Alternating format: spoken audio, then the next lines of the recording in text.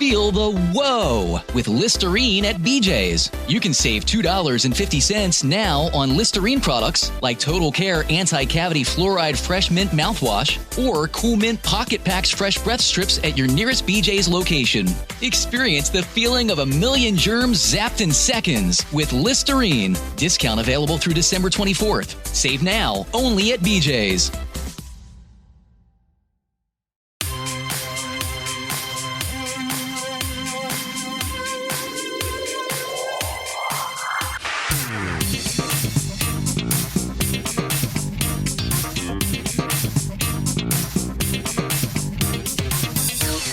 Time for the third annual Cannibal Christmas Spectacular. Oh, off to the jungle once again. Merry Christmas.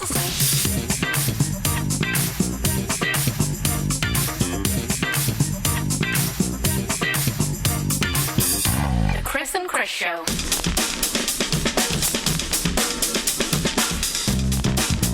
Hello, ladies and gentlemen, and welcome to Cannibal Christmas 3 here on the Chris and Chris Show. I'm Chris with a Catherine C. Oh, yes, nice. Can't use Cannibal again. No, that's too cheap and easy as well. Yes, I wouldn't allow that. I've already used that. I can't remember what I used in the second one. Well, I'm Chris with a... It was quite difficult to find a K this week. Kirby K. Oh, where did you get Kirby from? She's the actress in... she's one of the actresses in Green Inferno. I can't remember her name, but Kirby something or other. Yeah, 3 films, no K's. Disgraceful. It's fucked up doing this when you realise how little the letter K is used. Having to go up and down fucking all the time trying to find something. I said, one time just for you, we'll just do like a month of either Japanese or Russian movies. Yeah. You've got a K to use every week. So yeah, 3 movies from the popular and controversial cannibal genre. And it kind of works out. This is probably going to be the last one we'll do, because we'll be at the absolute fucking dregs, just fucking Franco movies and stuff after this. So it kind of makes sense that the final one we're doing like the originator, a one that comes at a weird point after the boom, and then the newest one, I guess. Yeah. The like last one to try that formula or homage it. Exactly. Yeah. So I don't think there's anything to get to beforehand. I don't know. You watched anything interesting in between the last show? We don't really do this anymore, but we've been doing it lately. So. Have I? No, I don't think I have really. We both tried to watch that Indiana Jones movie. Oh yeah, we did. You know what? Well, maybe it's on next week's show when we do, because we're going to do Silent Night next week, hopefully. Yeah.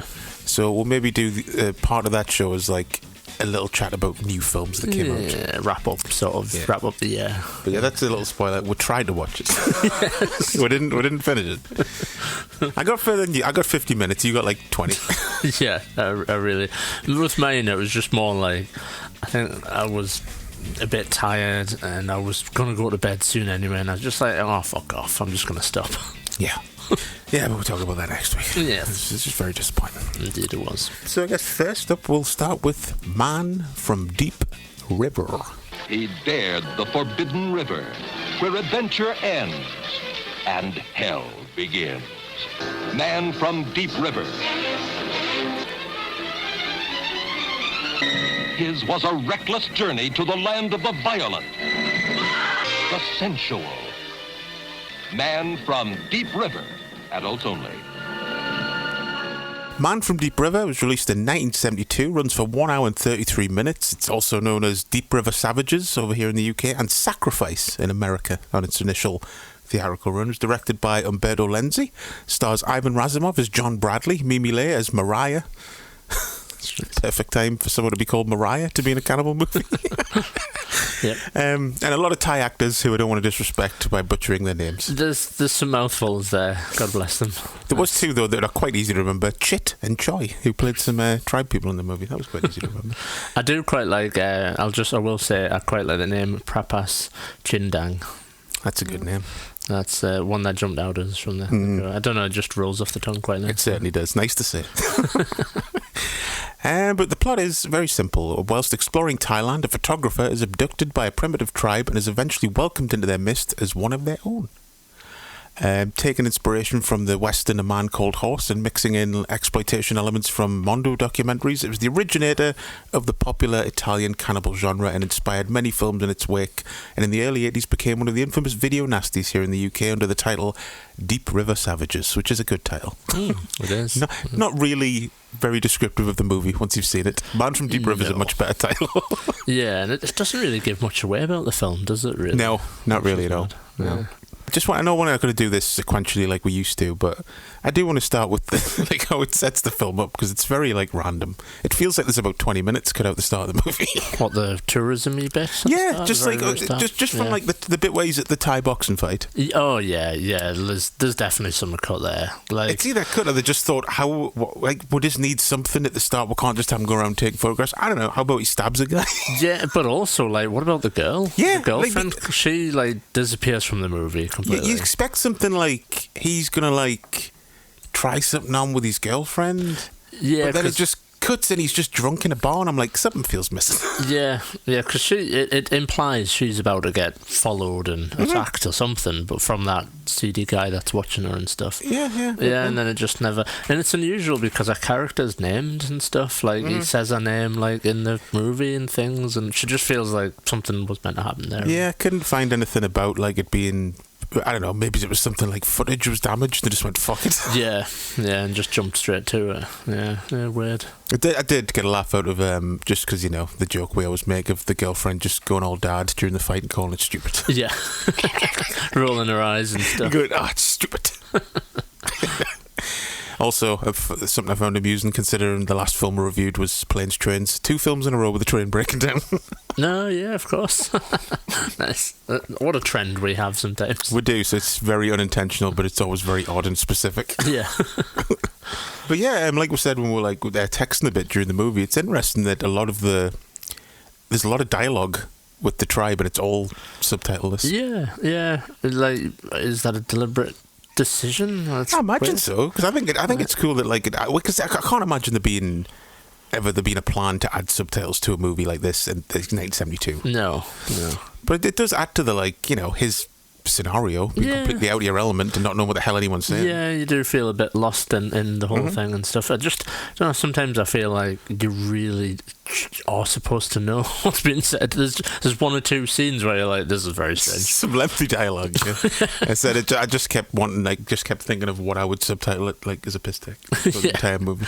Yeah, because there's it's in the second one. But the Catherine Miles does that as well a little bit, but not as much. Not as much, no. But there's a few times in that movie where I feel you could do subtitles as well. That's quite funny.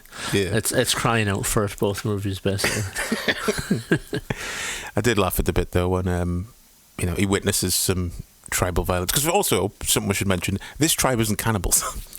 No, I think let's have it first. Let's frame the movie.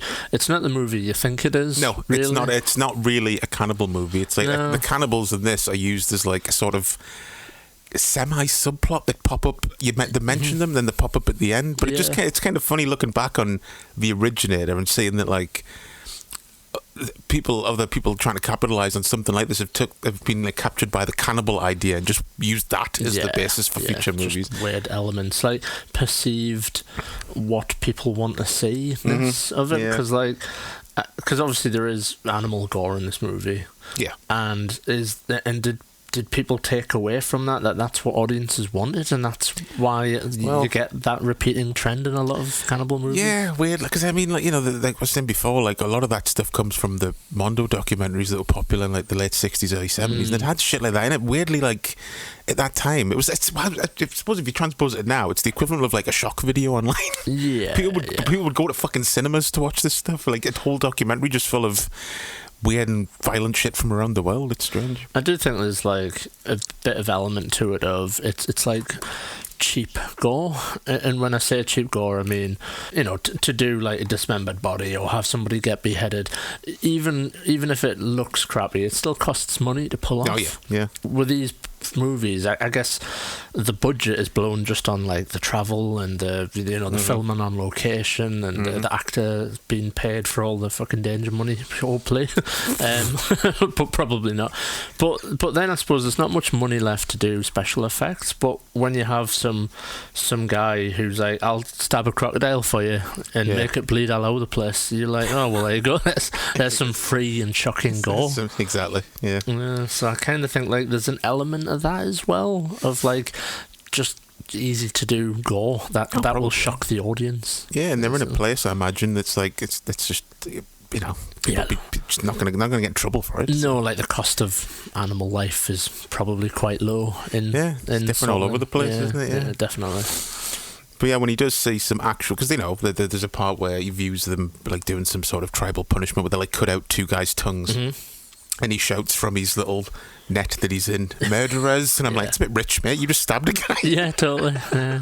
Although I will say, like, I quite like some of that stuff, and certainly that is like a direct setup for like a scene later in the movie when he then cuts some guy's tongue out. He's fully like in the gang now when he does that. Because I will say, like, it's not bad, this movie. I like it. I like it. Out of all, it's the best movie of the lot of them. Yeah, I wasn't sure what I was like gonna get into, because obviously I've never seen this before, and I was like, no, right, what's it gonna be like?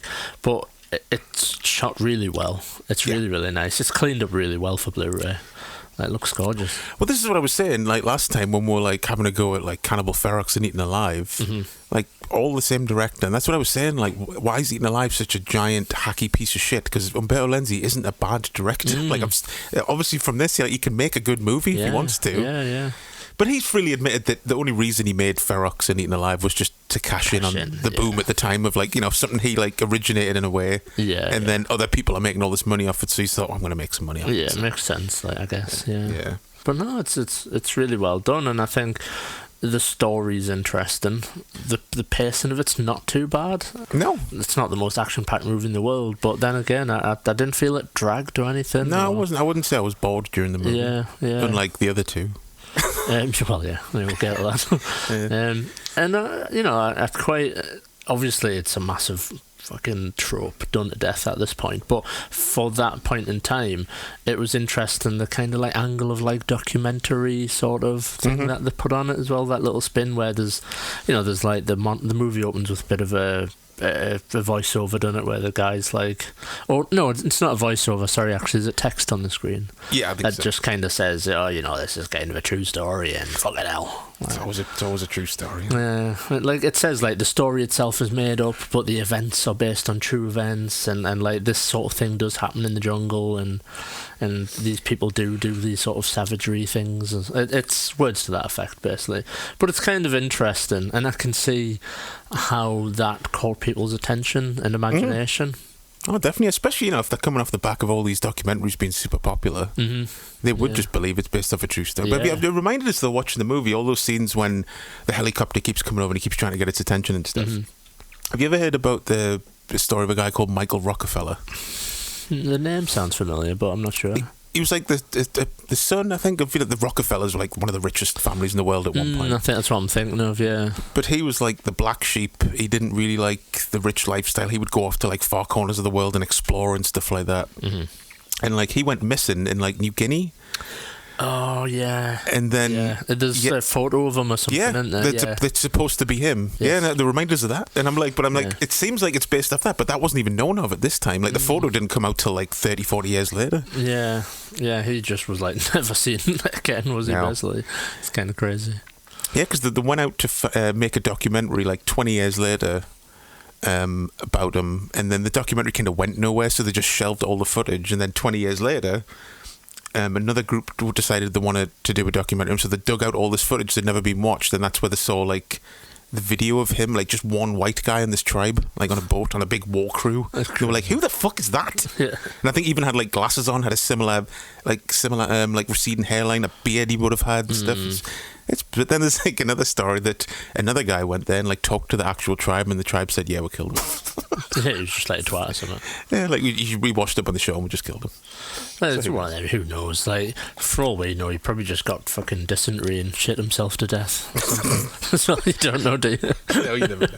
And the tribe were like, they just took the wrestler approach of never deny anything and just take claim for anything that's offered to you. So they're like, we'll beheaded him or something. Yeah. But really, he just like got bit by a snake or something, or I don't know, something really mundane and boring.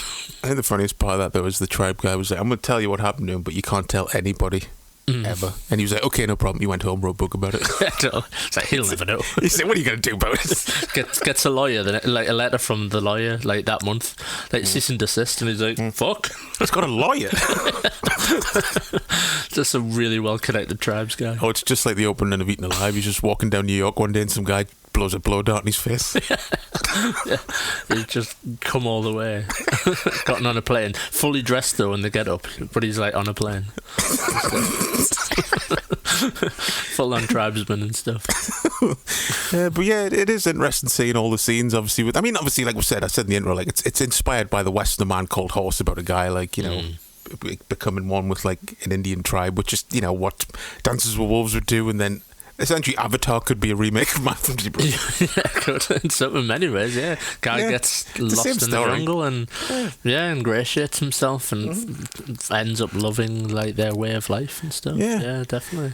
But it's just funny seeing all the scenes that like other filmmakers would go, "We'll have a bit of that, we'll put that in there, we'll have a bit of that." Even Lindsay did it, like in Eaten Alive. I was going to say the scene which were found most amusing and dark, and I think it was Eaten Alive. Yeah, I think it was, where they have sex on a funeral pyre of like a husband's like ashes. We were like, "That's a bit dark, isn't it?"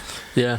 So then this time I was like, "Okay, is this a real thing, or is this just something they made up?" No, they thought that would be fucked up. But it is a real thing. No, in African tribes, isn't it? Yeah, I've heard of like it's let's face it, it's just a bullshit thing made up by men to have sex, basically. Well, yeah. But yeah, it's like when a widow like loses a husband, they're considered like unclean, or that they'll be invaded by like grief spirits. Yeah. In order to cleanse them, they have to have sex with their relatives or something. Because I was just thinking, okay, I'm kind of glad it is a real thing for the sake of the writer. Because imagine if he just came up with that and presented that, and they were like, "The fuck's this? Where'd you come up with this?"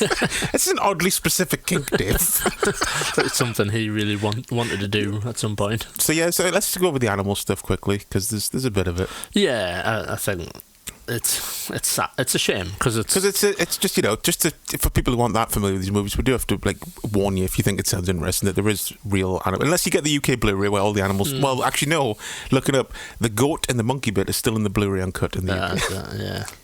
Yeah, I think. I mean, some of the monkey stuff looks a bit fake. I think that's why it's still in the Blu-ray. I think that when they brought the monkey in the room, I was like, "Oh fuck!" Yeah. and then it happened now, and now it's edited too much in a way where it's an effect. Yeah, I don't think that's real. Yeah, so I don't think it's real either. But the goat and the crocodile stuff, it's pretty grim. Like, to be fair, and there's like cockfighting. Yeah, and like some fucking marmot or something fighting a mongoose and a snake. Yeah, mongoose. That's it. Because that's it. Mongooses, man, they don't fuck around with snakes. Mongooses are like snakes' worst enemy. Yeah, pretty nasty stuff. Yeah, it's pretty nasty. Shame because it's actually like quite a recommendable movie if it wasn't for like the animal shit. Really, it's the same for most of the good ones though. Like that's the reason like I always have a hard time recommending Cannibal Holocaust to people, because I do think that's a good movie, but you got to go. But just a warning. There was quite a funny bit that I made note. I think it's just after he's kind of being captured and taken back to the camp and stuff, and they like force him to go fishing or something for them. He's still in his wetsuit because they think he's a fish. Yeah, and he comes out the water and he's got like a turtle, and I was just like, "Oh no!" Still, nothing happens to it, but I didn't like the way he just fucking chucked it onto the bank though. Yeah, just chucked it down like it was a prop. Yeah, but thankfully, no, there was no turtles. Presumably, were harmed too badly during the making of this movie. So there's that at least. Yeah, it's Cannibal Holocaust still the king of killer turtles, sadly. So yeah, that was quite quite amusing. But yeah, fuck animal violence and it's dumb and inclusion and- stupid. Yeah, definitely. I mean, it's kind of sad that, like, you know, I've seen most of these cannibal movies by now, and I'm kind of desensitized to it in a way. Yeah, definitely. I've kind of seen it. And I suppose they always tend to do a very similar thing. So it's not like anybody even tried to do anything original or different with it or anything. It was just like... And also, the crocodile bit was reused in Eaten Alive. was it? A movie that's like 50% stock footage. So. Yeah. I feel like we might have talked about that before, actually. Yeah, we did. Yeah, because I remember you mentioned, like, you liked the bit where he made friends with an owl, and that's from this movie. Yeah, where it just suddenly turns its head. Yeah. Weird little scene. Well, I was going to say, speaking of which, there's a lot of weird, like, choppy jumping around in this movie, where I guess some of it was probably just because he's wanting to use footage that he had, sort of thing. Sometimes there's things chucked in that don't make any sense. There's a bit where there's bits a few times where it jumps from day to night, and then back to night again and stuff, and it's like weird. Well, I imagine there is some actual, like, just stock footage in there from, like, you know, documentary footage and stuff.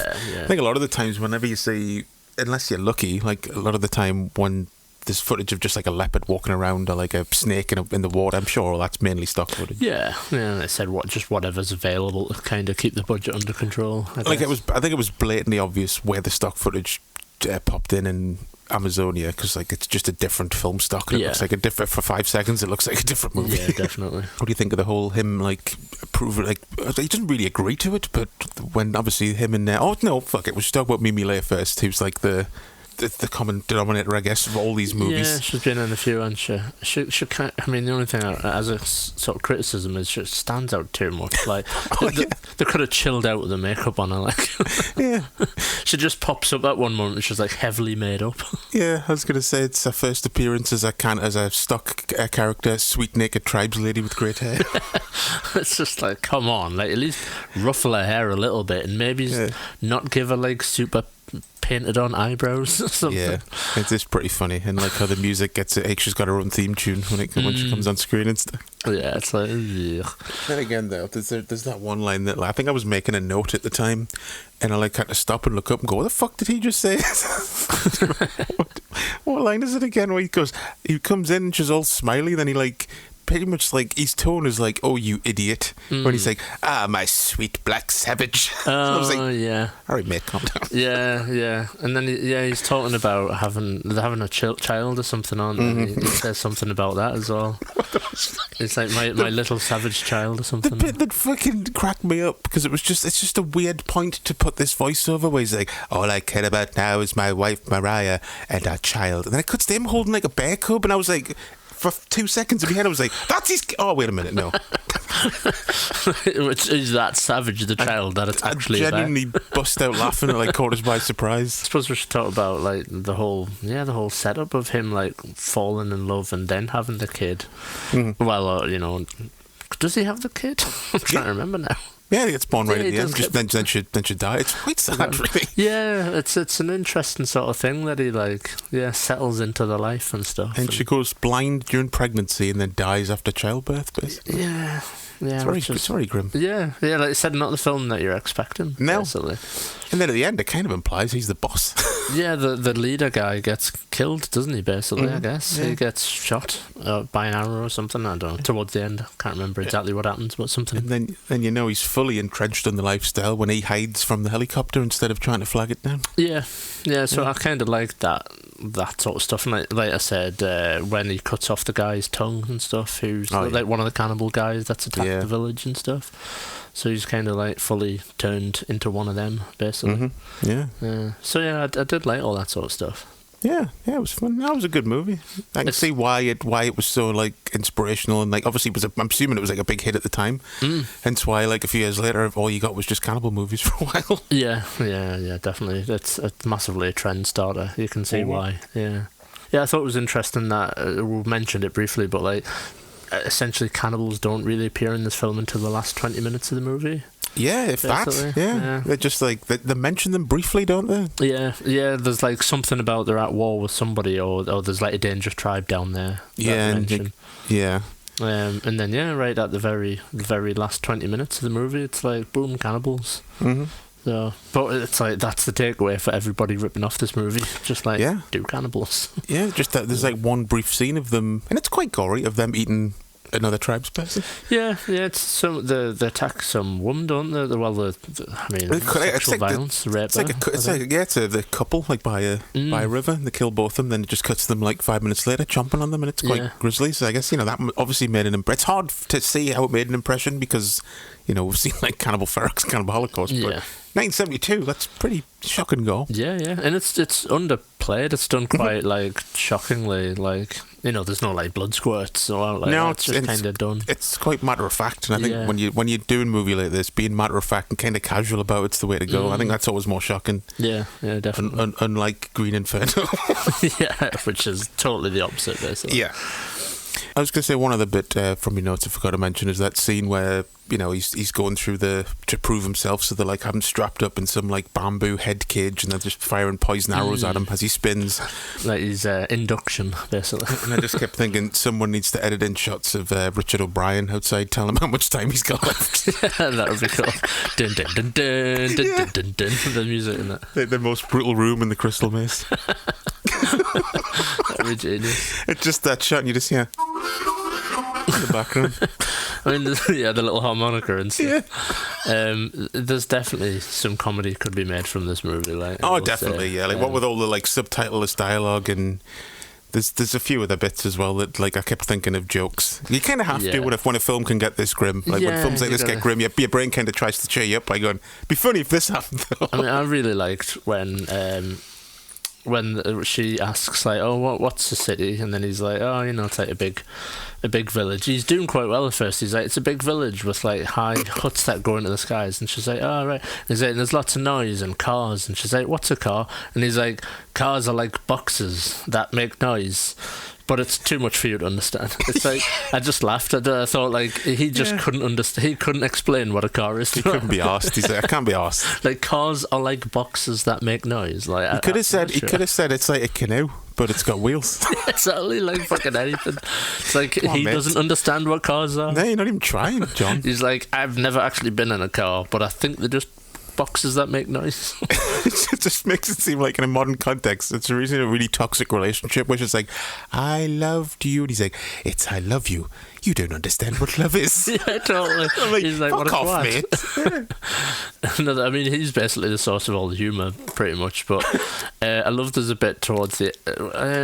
I think it's when he's trying to take her to. Like he's escaping with her because she's deathly ill, and his plan is to take her to like civilization to get healed. Right. And he's like pedaling for ages, and he has to go through like an elephant herd on the river and stuff. Yeah. And then there's just like a smash cut to the tribe just there on the riverbank. I don't know, it just cracked us up. Just basically going, oh.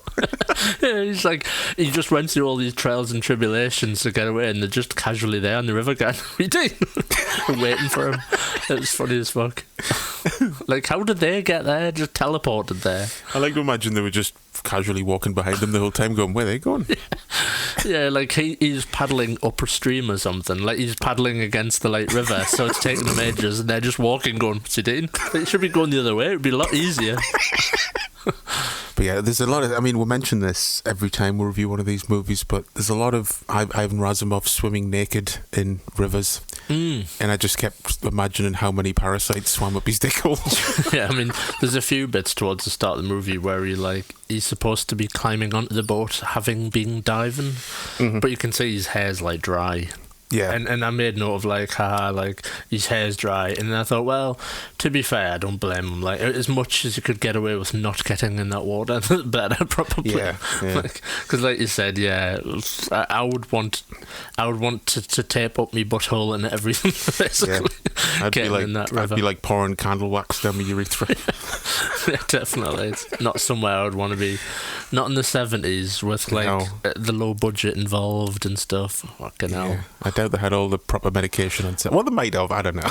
Yeah, they might have, but there's a greater chance that they didn't really. I mean, Christ, in Star Wars, everyone was super ill in Tunisia, weren't they, and stuff and things, I think. And Indiana Jones, everyone had the shits and stuff. Yeah, so. Yeah, I guarantee there was at least about 40% of the crew got ill during all of these cannibal movies. Yeah, definitely. Just from like insect bites alone and stuff would probably make you ill. So it's pretty mad that he did actually get in the water and stuff for many scenes. Yeah, fully bollock naked. Yeah.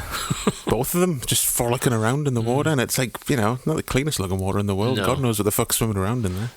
Do you have any specific highlights for the movie? Or we kind of went over them? Cars are like boxes was a highlight for me. Definitely. I will say, kind of nice tension. I kind of like the tension that comes about from when he wakes up after he has a nap on the boat, right at the start of the movie.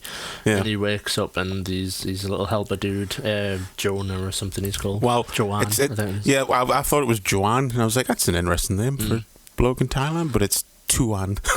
Just the shitty dubbing or something. I double checked them. Like when I saw it spelled out, I was like, okay, I can see why he's saying it the way he is. It's like Tuan, but it sounds like Joanne. It definitely sounds like Joanne. But I thought it was nice tension when he looks about, and then he sees the guy's hat floating in the water and stuff, and then you see a quick shot of one of the tribes people watching through the leaves and stuff, through the the undergrowth. And I thought all that was nicely done in terms of tension and stuff.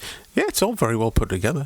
Yeah, so just the highlight is really just how the film's put together and made and shot and stuff. It's nice. Would you say it surprised you? It did. You liked it? Yeah, definitely. Yeah. I mean, did you realise it was the same guy who directed Ferox and Eaten Alive, or did you? Because I imagine if considering we didn't really enjoy those films that much, I thought you might have saw that one. Oh fuck. No, just kind of. I didn't really think about it, to be honest. I just went in blind. I didn't really look at it or anything. I just kind of. It was good to go into a film with no expectations aside from, oh god, is this going to be all shitty and stuff? Just going to be fucking 3 hours of a mongoose getting killed. People just walking about the jungle and stuff and being slightly bored looking at my phone. Like a lot of video nasty sort of movies, so I'm bored. Skip to the end. I've got one of my highlights. We haven't really talked about it yet, but in true Cannibal movie fashion, it's got a very quaint and pretty theme tune. Yeah. Which kind of sounds like the theme to a British 70s sitcom. Yeah, you could put it over jolly, The Good Life or something. Yeah. I'm trying to think. I've watched them all back to back, but I do remember it being quite jolly and stuff. I wrote my notes very specific. I was like, sounds like a theme to a British 70s sitcom about people who work in an antique shop. Nice. That was the image it conjured up in my head. Chris and Chris Show. Moving on to Blu-ray, like I said, 88 films released it in the UK. It's cut by 3 minutes, but for some fucking reason, I rented it on Prime, and it's uncut. Yeah. I don't know how that works. Yeah, I'm guessing they just got a print, and it was the uncut print they didn't realise. Yeah, they just chucked it online. Because about an hour in, I'm like, if this is cut, then they're being very lenient. Yeah, good God. Yeah. Don't want to say the uncut one.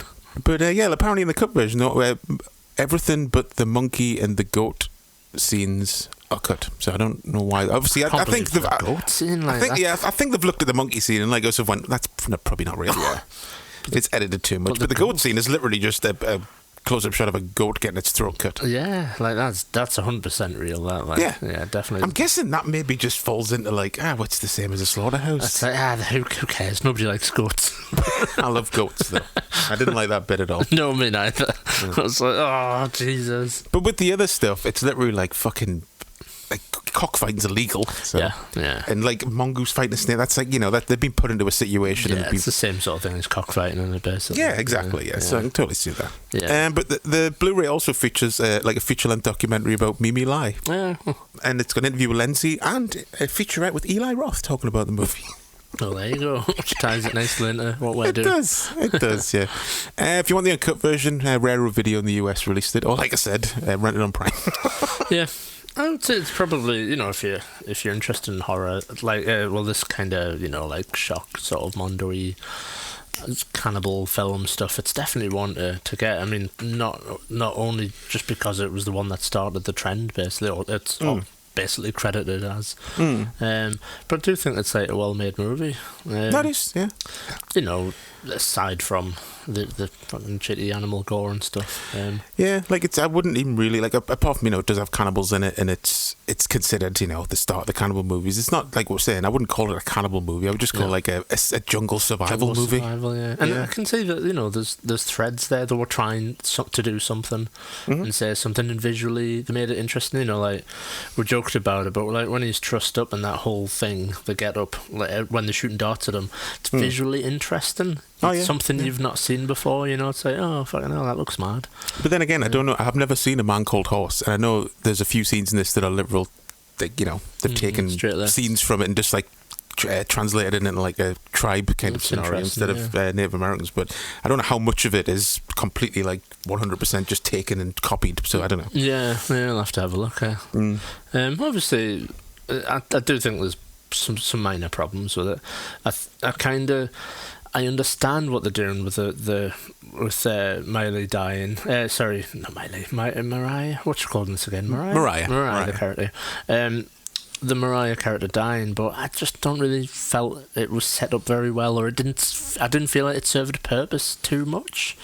Like she just kind of got ill for no reason and then died, and I'm thinking like, well, what's the point in that? What's it trying to say? I guess it's just like we need a dramatic punch throughout the movie, and that was kind of what they came up with. Yeah, I just kind of wish, like, I don't know, they'd tied it in more, like something had happened to her that had maybe been done to her by some white guys or something, or something, I don't know. And that's what tipped him over into being like, fuck it, this is my people now. Yeah. Or something. Like, it just, maybe the death served more of a purpose, would have been better for me. Yeah, I know what you mean. It does seem a bit just like, okay, something's wrong with her, here's the dramatic portion of the movie. Yeah, and that's it. She's kind of dead and he's on his own sort of thing, so... Yeah. And obviously, you know, the girl at the start. Like, what the fuck? Yeah, what was all that about? I don't know. Any NES games? this week is kind of weird for this stuff because, no, sadly, not even, like... whatever that studio's called that always used to do it, like Lynn Studios or whatever, I can't remember what they're called. There's a shitty company that used to do all the movie tie-ins. LJN. LJN, that's it. And I'm trying to think of the logo. They could have done a perfect video game, like, seeing as all the NES games involve jumping over bats and crocodiles and that. I would have thought this would have been a shoe-in. Could have put a fucking mongoose in there or something. Totally. But no, there are no Man from Deep River video games. No fan art? No fan art, no action figures, no nothing, I'm afraid. That's a bloody shame. State of Amazonas versus Catherine Miles, accused of the premeditated murder of Jose and Mary de Vega, under Articles 25 and 91 of the Penal Code. Now you listen to me, my little girl. Whatever you do, enjoy it. Good times are bad. Never give up on life, whatever the price. Live, Kathy. It's the only thing that counts. Nothing else means a damn thing.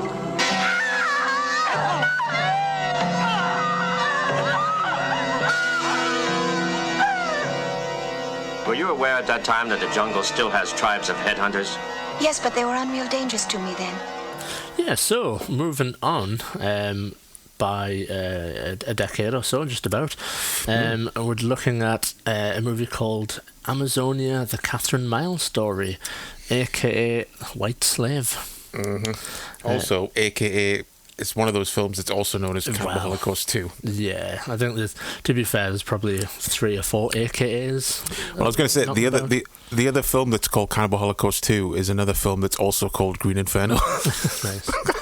It's more confusing than the fucking Rambo series. To tip off like the synopsis of this movie, but I saw those ideas floated about calling this like Woman from Deep River and things. Yeah, actually, yeah, I've seen that as an alternate title before. Yeah, which does make sense. You know, as we'll get into, it's the exact same movie. Basically. So yeah, released in 1985, so a little bit later. It's insane how late in the day it is. Yeah. So they did not cash in on the craze with this movie. No, they just fucking hung around and went, "Oh shit, you'll make that movie." Like, what the fuck? Coming in at a lean 1 hour 30 though, so it doesn't hang about. It's a good thing about the movie. Directed by Mario Gariazzo. Mario Gariazzo over here. Fuck out of here. Starring I've just got images of like some sort of like mobster guy now. Yeah, the white vest called "Hey, eat the thing." Starring Elvira Audrey as Catherine Miles Armstrong. Tip off to the end there. And Wynn Will Gonzalez as Umakai. And I've written Dick Campbell, but I forgot who wrote his character name down. I don't know who he played either. I was checking like IMDb for character names. I was like, hey, why are all these people not have character names? Dick Campbell's in the movie as well, though, apparently. So there you go. Maybe he's like the guy at the start. Let's say he's the creepy guy that was looking at the the reporter guy. He's the reporter guy. That's what I'm going to say. Dick Campbell. He sounds like a Dick Campbell.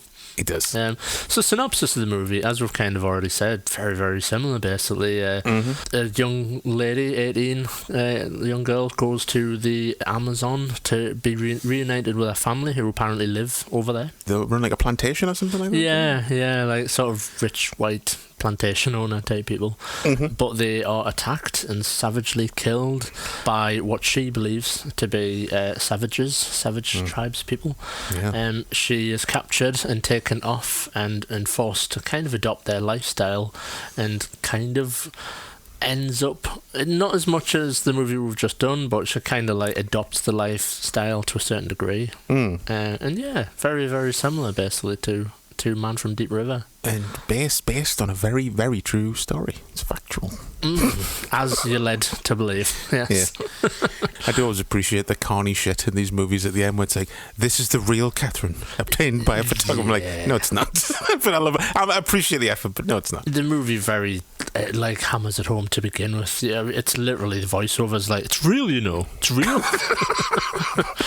I mean, I'll say from a positive point of view, it's interesting that the movie's told from like a court case. Yeah, like if somebody recounting the tale and stuff. Yeah, that's an original take for these movies, I guess. Yeah, so I kind of like that.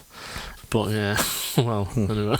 I mean, first off, hats off for the absolute unashamed rip-off of the theme from Cannibal Holocaust for the music. Yeah. Jesus. They should have gave Riz Otlani a fucking writing credit for that. There's like 3 notes different or something for the first 30 seconds of it. I just thought like, wow, what they're going to do. Yeah. It's Italy. It's 1985 now. Yeah. All these films are being banned and stuff anyway. Who cares? Yeah, they're like, we're a bit late. No one's going to see it.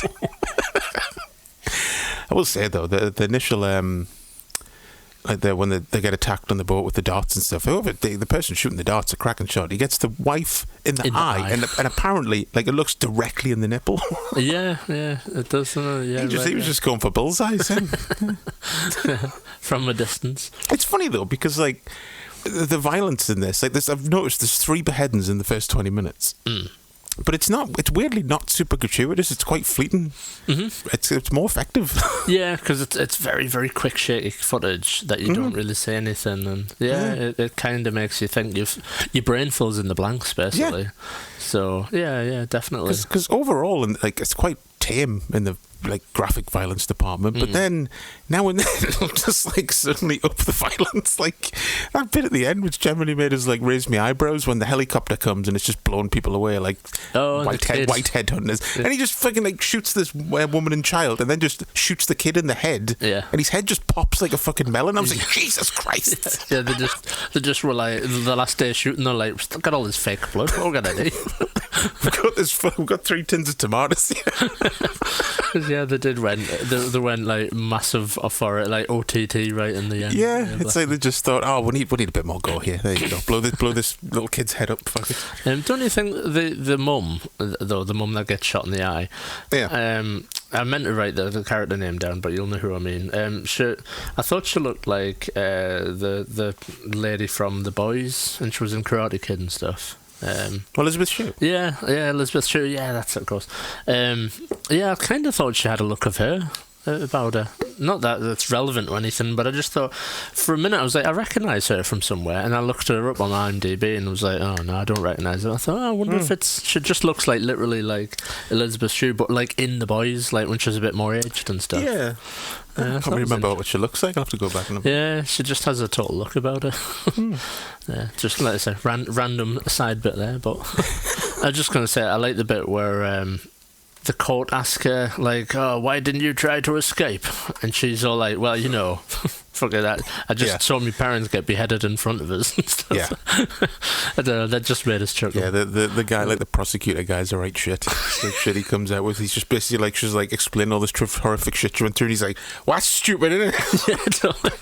It's like, would you try and escape from a group of savage people who would just beheaded your parents in front of you? Yeah. Like, you probably wouldn't. Yeah, and she's like, as a matter of fact, they actually took quite good care of me. He's like, enough of this hippie shit. Why didn't you try and escape? Totally. But yeah, it's quite like the twist, I guess. Spoilers that it wasn't the tribe who killed her family, and that it was her aunt and uncle, shitheads. I kind of got a feel that there was something. I did think, like, when they'll keep like dodging around the main, like the love interest, let's call them, the like headhunter kind of warrior guy that she ends up like dating. I don't know what the right words would be. Courting. But like I did think like something there, but I was actually surprised. I thought it wasn't going to be as clever as that, and I was surprised by it's the like corrupt family who were just doing it for money sort of thing. I was like, okay, I didn't see that coming, to be fair. The auntie killed her own sister just for money. Yeah, the shits. So, and of course, because it kind of did set it up. There was something going on when you saw them on the boat and stuff. Yeah, they did look a bit shifty. Yeah, so I like that. I think overall I like the premise of this movie quite a lot. It's just, it just kind of meanders a little bit, even though it's a 1 hour 30 movie. It does drag a little bit. Yeah. Yeah, I just don't understand. Like, it's just overall, it's just a bit odd. Like, I don't understand why you'd make a film like this in 1985.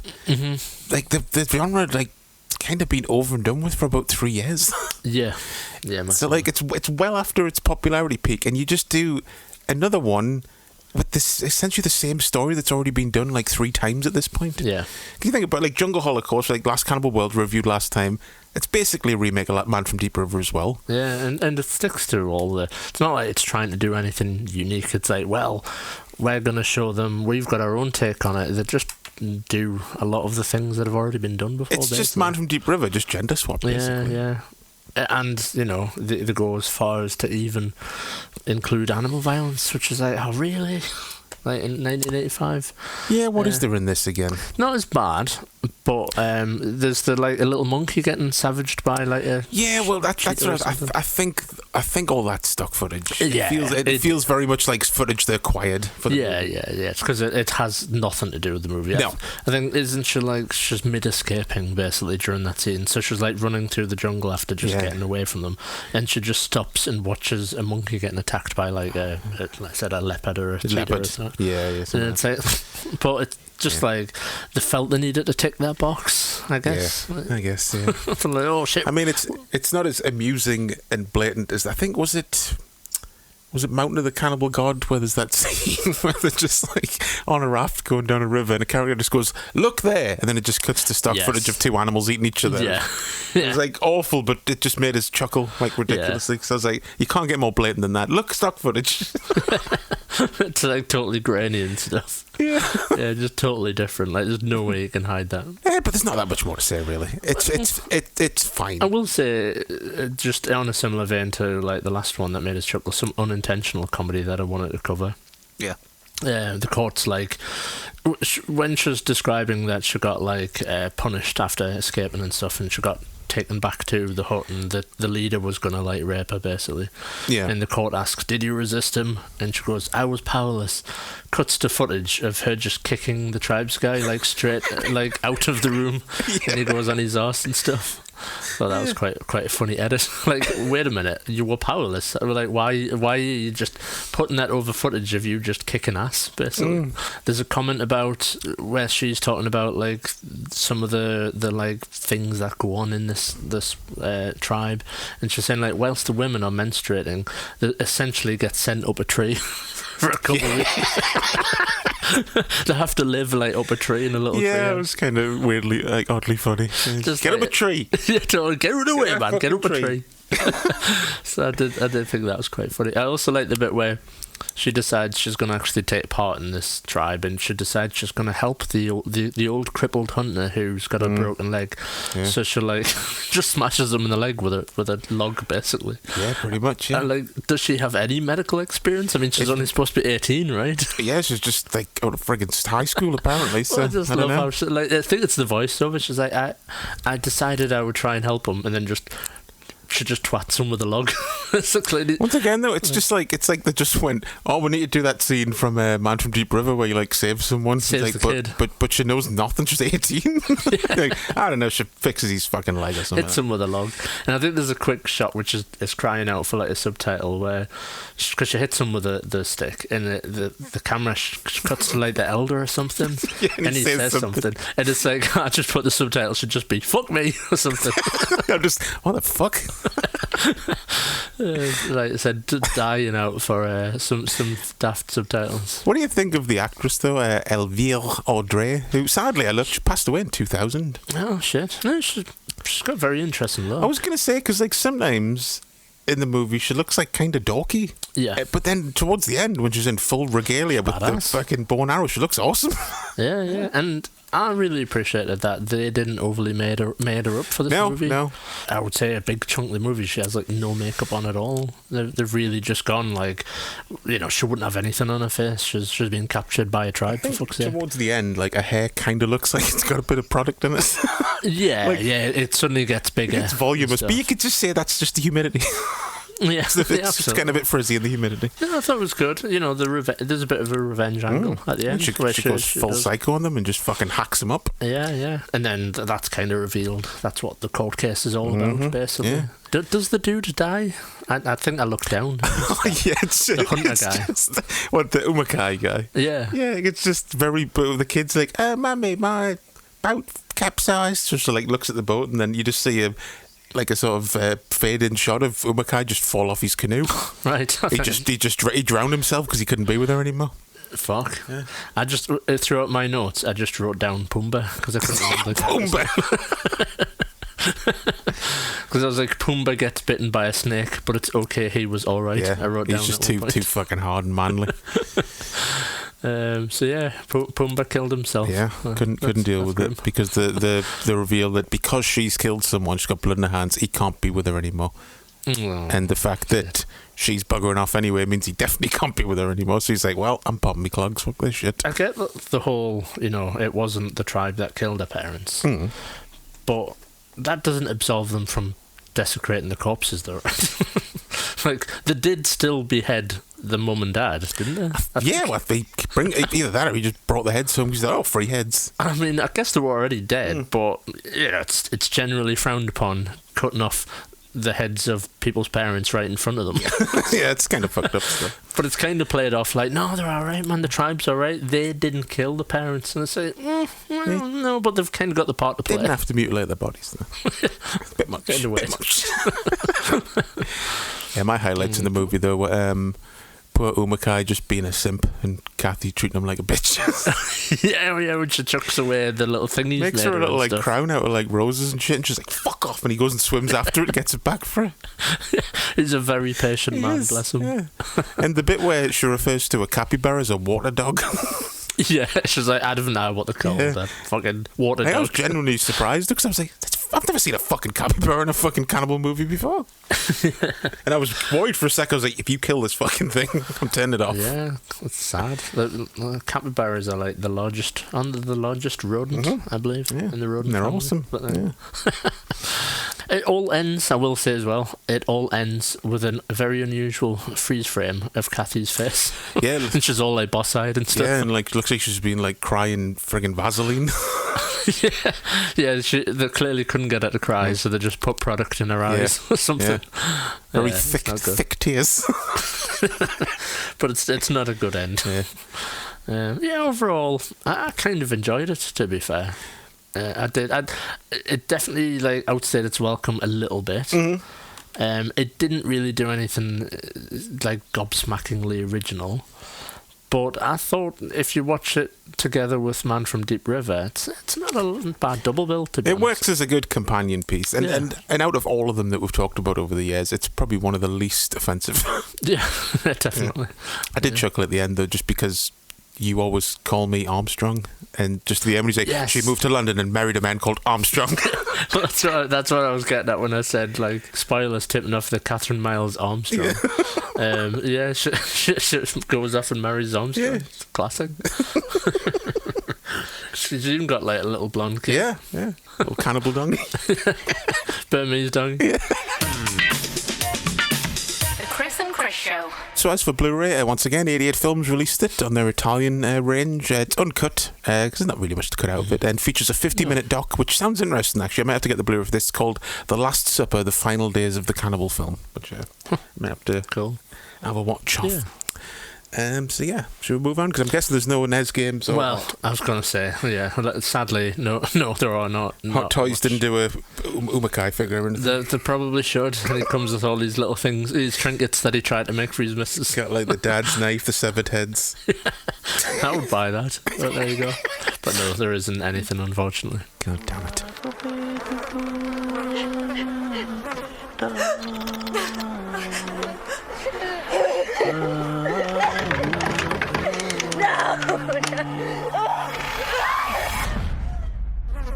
You know what this is? You know what they're doing to us? Help me.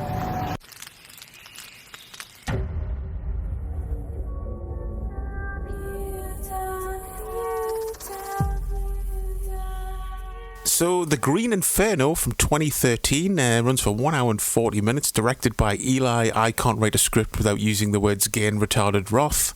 Stars Lorenzo Izzo as Justine, Ariel Levy as Alejandro, Nicholas Martinez as Daniel, Aaron Burns as Jonah, Ramon Lau as the Bald Headhunter, and Antonietta Pari as the Village Elder. When a troop of activists head to Peru to stop a tribal village being bulldozed, it goes a bit tits up, and they end up the captives of said tribe who believe them to be the bulldozing bastards in question. Just like the cannibal days of yore, there's dismemberment, eye gouging, dick and fart jokes, and weed. All the classic story beats. Yep. All it needed was like fucking somebody like Seth Rogen to come into it. Not that I'm always like shitting on Seth Rogen, but no, but he does talk about weed a lot.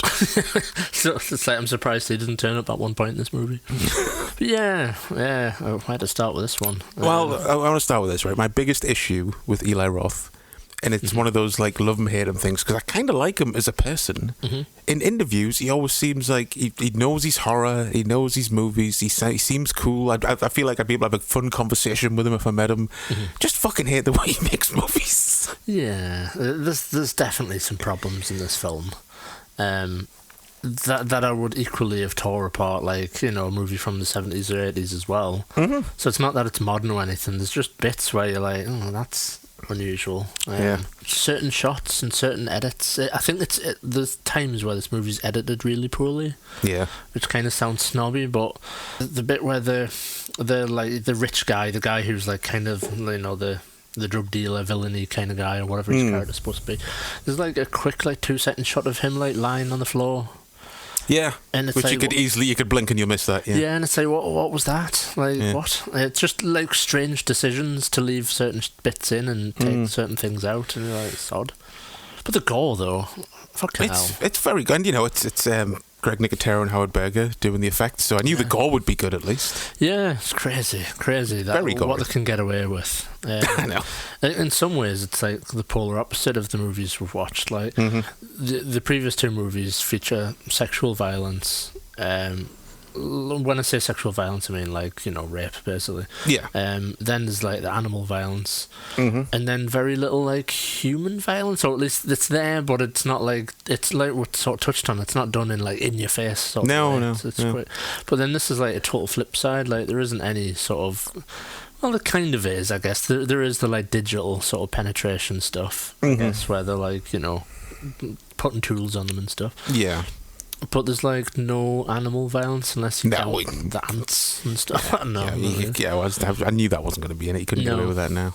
I did have I put 3 sins he committed in making a cannibal movie. So the first one is bland, drum-heavy action movie score. Maybe he tried and was shot down, but you need a fucking sappy, ill-fitting theme tune for it to be a proper cannibal movie. Yeah. 2, all those piglets didn't needlessly kill a single one of them. And 3, I hate how it was shot. I hate the generic digital look it has. Yeah, straight away the colours, the green looks super green. It looks like a fucking sci-fi TV movie or something. Yeah, it's so digital, and it's and also obviously it basically takes 40 minutes to get to the jungle. Yeah, Jesus. Which is my first note that I wrote was, opening of the movie, I already know there's going to be too much story. Yep. Just from they're all like, oh my god, we're in university and my father and this and that, and oh fucking hell, just get to the jungle and stop beheading people. By the way, folks, you haven't seen the movie, that's an exact line from the movie.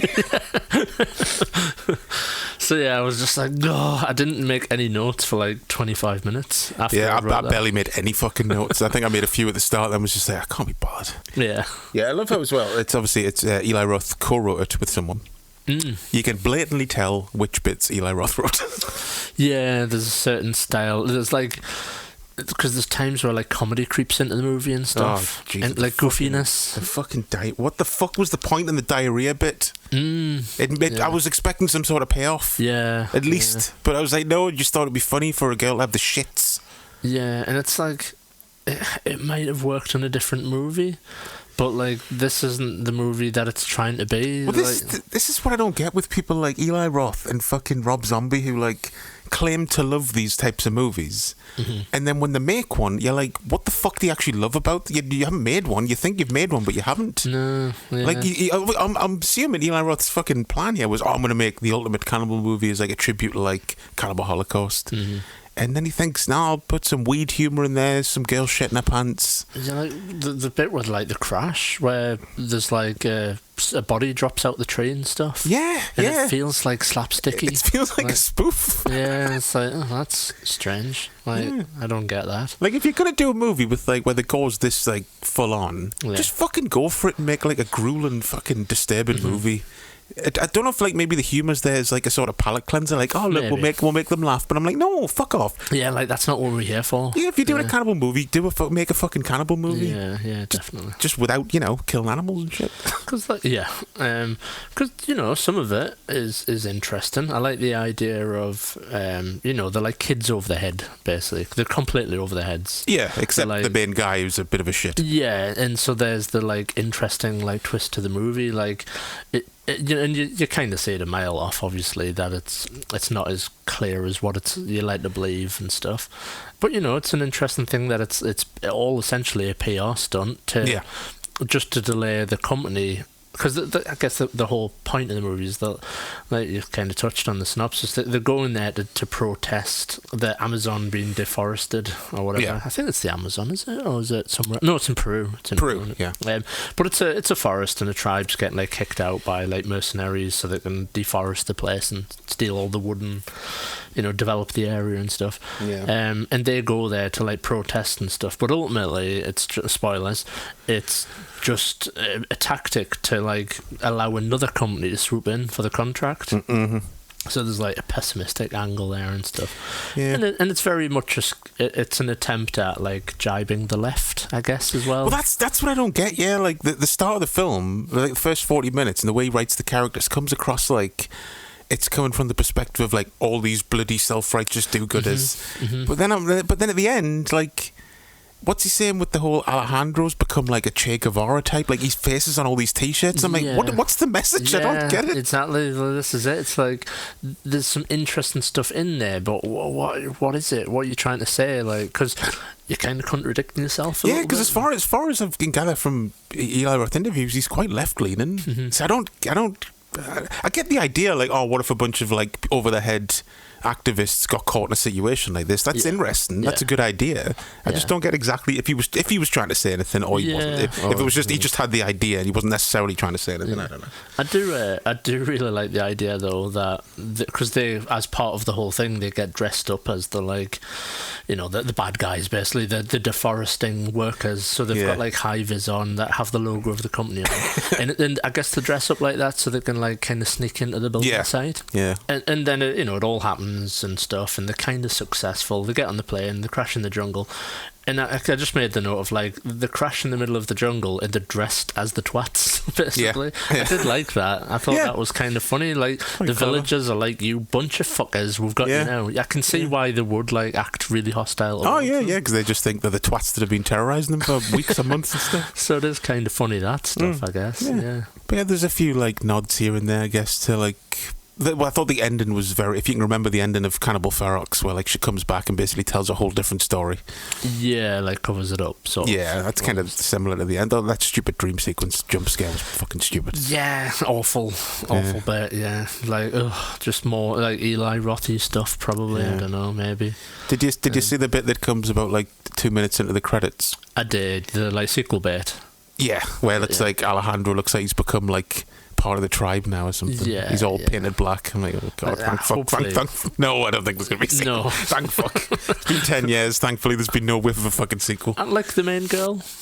No, she was good. Yeah, she was good. Yeah, to be positive about it, Lorenza Izzo, is that her? Justine? Yeah, yeah, liked her. Thought she carried the movie. I like the partnership that like happens in the third act with her and the Daniel character when they try to escape. Yeah, I like genuinely felt bad when he died. I mean, you know, shitty CGI ants aside. Yeah, because you know you feel bad for him when he's getting his legs smashed in, basically. By the guy with the club, but then the spoiler with the CGI ants. Yeah, it's like, no, that hasn't aged well. Yeah, and that bit was quite brutal though. That with the diarrhea girl who just slits her own throat with a bull. That was very nice. Surprising. Yeah, very all of a sudden. I guess is it hinted at? I think I interpreted this right.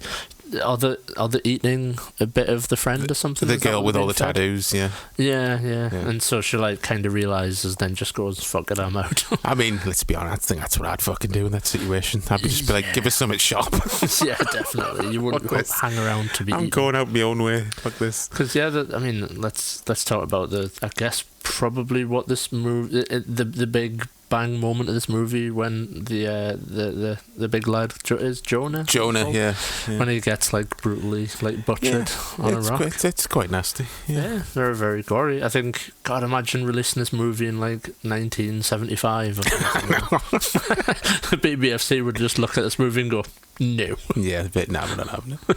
I was surprised though, just reading up like some of the info on IMDb and stuff, that this was his cut. This is all he did. Like the MPA in America was like R rating, which is kind of mental. Like something like this 20 years ago would not have got. It would have been asked to be trimmed significantly, I think. Massively, yeah. Just all the limb cutting and got everything basically. Yeah. I mean, especially here. Yeah.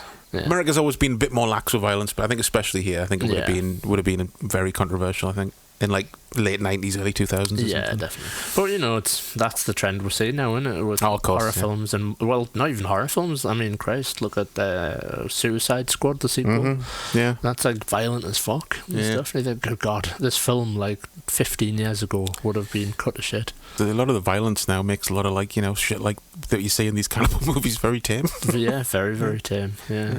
The only thing, what I've always said though, you can't replicate the tone of the classic cannibal exploitation type movies. Yeah, because it just bordered on the edge, but I did feel like when they were like cutting them up on the rock, it was just pulling. It was almost goofy. It was splatter territory. Yeah. It didn't quite get there. I think they just pulled it off, but it didn't have that foreboding, like, oh, that's grotty as fuck sort of feel to it either. That scene as a whole, its impressive effects are great. Nowhere near as effective as that shaky camera shot in Cannibal Holocaust of the guy getting his dick cut off. Yeah. You know what I mean? Exactly. That's still like, you think of that and go, that's awful. Yeah. Just something about the camera work and stuff. Yeah. Yep. I think the tension's there, to be fair, in this movie. I think when they first arrive, and actually, funnily enough, it's not the cannibal stuff that I thought they nailed the tension. When they first arrive at the construction site bit, and they're all getting dressed up and putting the masks on and stuff, I thought the tension was like really, really good in that scene. Like they were all like massively over the head. The main actress like smashed out the park. She looked like she was going to vomit because she was that nervous and stuff. And I thought all that was like really, really good. Not so much when they got to the camp. I guess. I mean, I could imagine being like absolutely shitting yourself in that situation, but I didn't feel like any of the threat or the danger or anything kind of came through for me. I think it still keeps up the tension and just the absolute panic when they first arrive at the camp and they're all like stroking their hair and they're just fucking screaming and being frantic. Then it's like the noise is like overwhelming and stuff. Yeah, like visually as well. That is a cool scene to be fair, where everyone's in red and they're all in like kind of green or luminous and stuff. Yeah, that was the first when it was being made. That was one of the first behind the scenes shots that came out of the blonde girl just amongst them all screaming. I was like, that does look good. That just looked like it could be effective. It looks quite terrifying. Well, unfortunately, like, you know, for every scene like that, you've got Alessandro or whatever he's called jerking off. Yeah.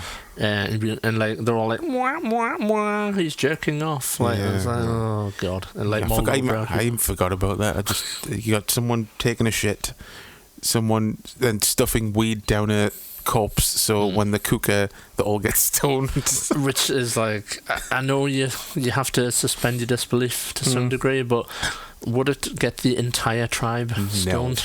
No. It would have to be like the most powerful. I think they'd all be a bit buzzed, but I think that might be why he had that line at the start where he's like, hey, be careful, that's Peruvian, it's extra strong. Yeah.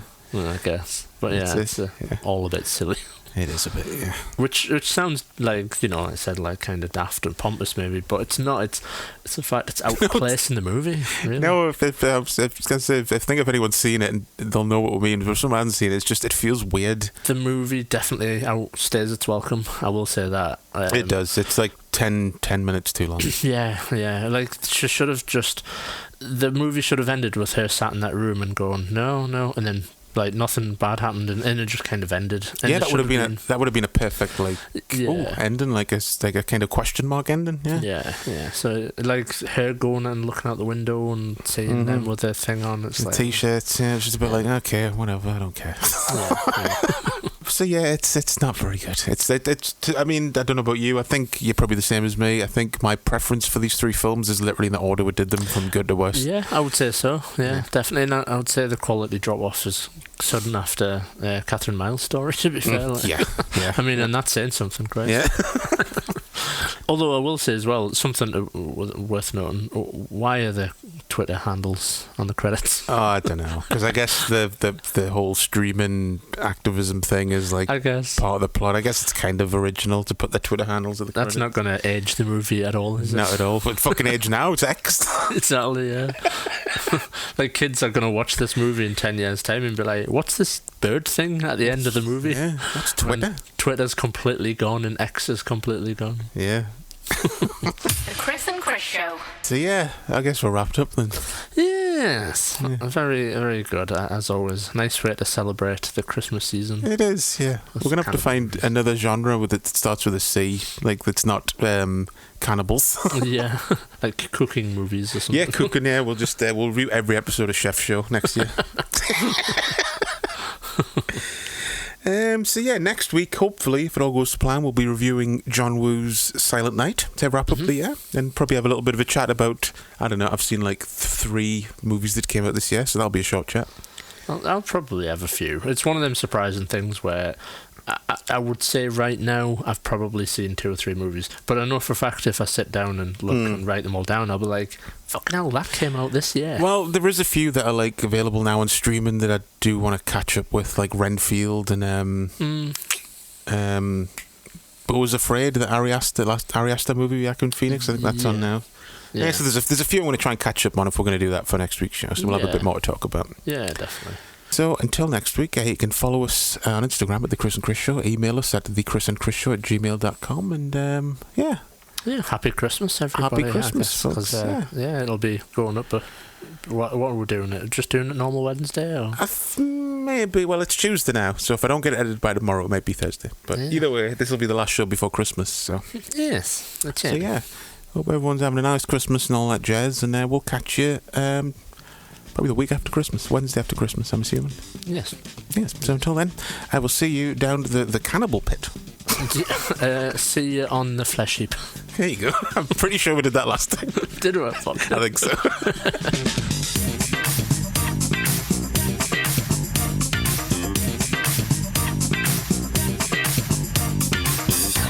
Chris and Chris Show.